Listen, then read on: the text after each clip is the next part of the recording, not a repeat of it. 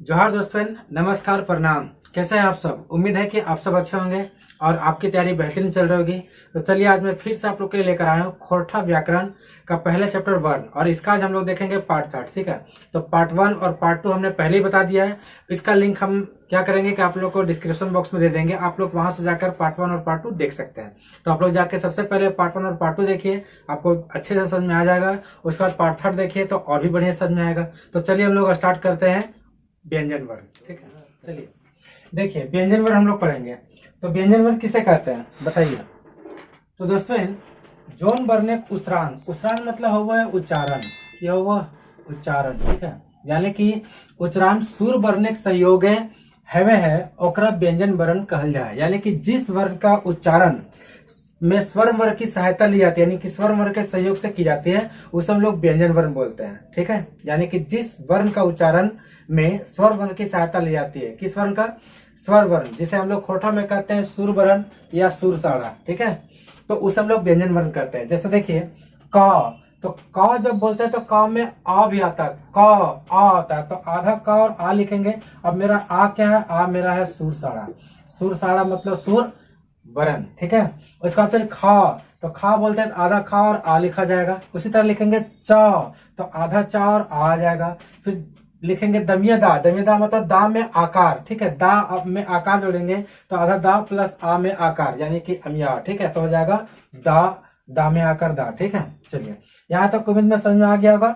अब देखिए कि अगर हमको लिखना है का में दीर्घई की मात्रा की लिखना है, तो आधा का लिखेंगे प्लस दीर्घई की मात्रा लिखेंगे। अब ये मेरा तो सुर वर्ण है। ठीक है, यानी कि यहां से ये क्लियर हो गया कि जिस वर्ण में सुर वर्ण की सहायता ली जाती है बोलने में, उच्चारण करने में, उसी को हम लोग बोलते हैं व्यंजन वर्ण। कोई दिक्कत है क्या? यहाँ तक समझ में आ गया? अगर आ गया तो हम लोग कमेंट में बताइए यस सर। ठीक है, चलिए आगे बढ़ते हैं। अब हम लोग देखते हैं कि मूल व्यंजन, यानी कि मूल व्यंजन वर्ण का जो संख्या है वो कितना है? 29।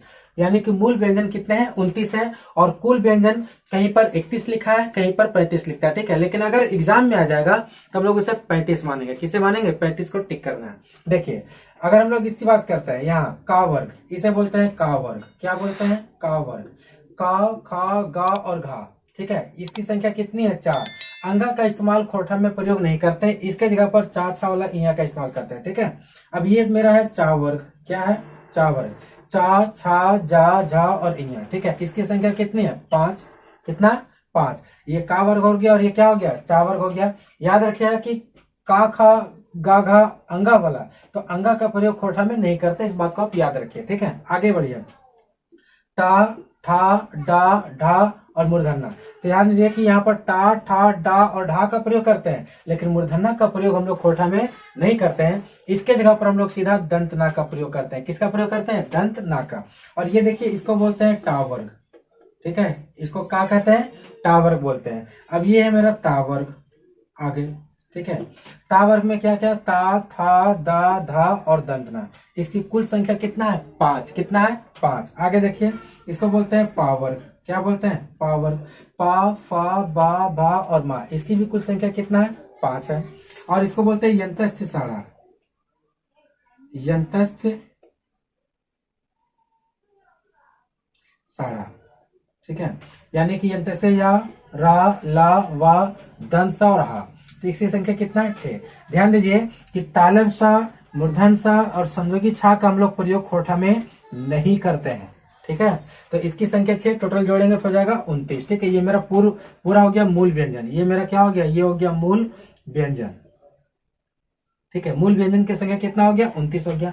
लेकिन यहाँ पर देखिए टा वर्ग, टा, ठा, डा जो लिखा है, इस डा में रा भी आता है। ठीक है, और ढा के यहाँ पर ढा भी आता है। ठीक है, ये दोनों आ गया।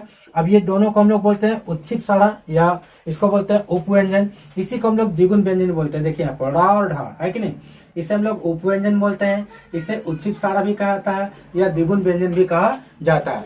इसका प्रयोग पहले खोटा में नहीं किया जाता था, लेकिन 2010 के बाद से इसका प्रयोग करना शुरू हो गया। ठीक है, तो रा और ढा जो है वो उपव्यंजन है। इन दोनों को अगर जोड़ेंगे, ठीक है, तो ये हो जाएगा 29 और 2 कितना हो जाएगा? 31। यानी कि कुल व्यंजन मेरा हो जाएगा 31।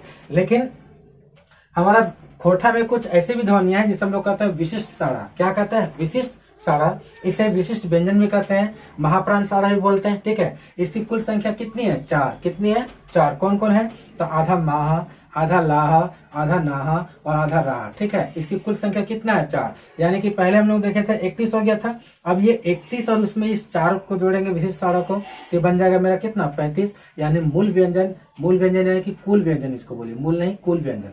ठीक है, कुल व्यंजन की संख्या कितना हो जाएगा? 35। तो उम्मीद है कि यहाँ तक समझ में आ गया।